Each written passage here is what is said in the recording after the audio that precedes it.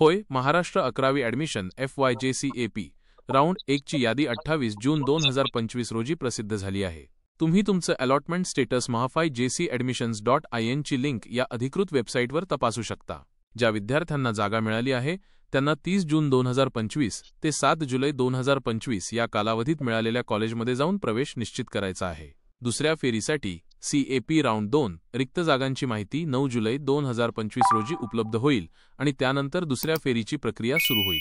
तुम्हाला तुमच्या ॲप्लिकेशन नंबरचा वापर करून तुमचं अलॉटमेंट स्टेटस तपासता येईल.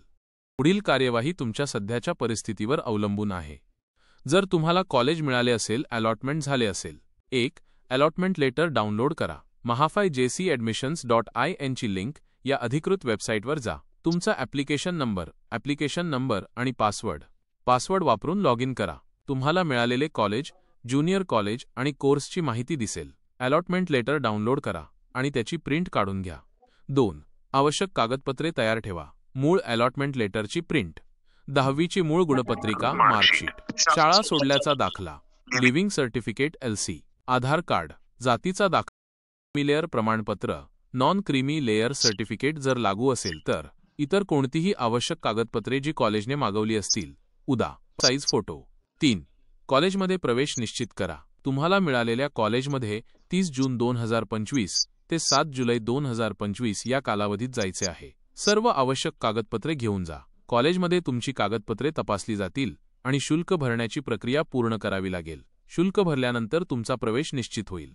4. फ्रीज किंवा फ्लोटचा पर्याय. फ्रीज जर तुम्हाला मिळालेले कॉलेज पसंत असेल आणि तुम्हाला तिथेच प्रवेश घ्यायचा असेल तर तुम्ही हा पर्याय निवडू शकता.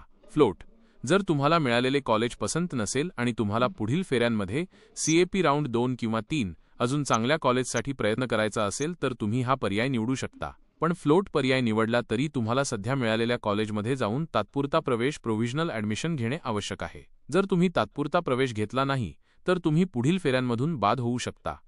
जर तुम्हाला कॉलेज मिळाले नसेल, अलॉटमेंट झाले नसेल, 1. दुसऱ्या फेरीची वाट पहा.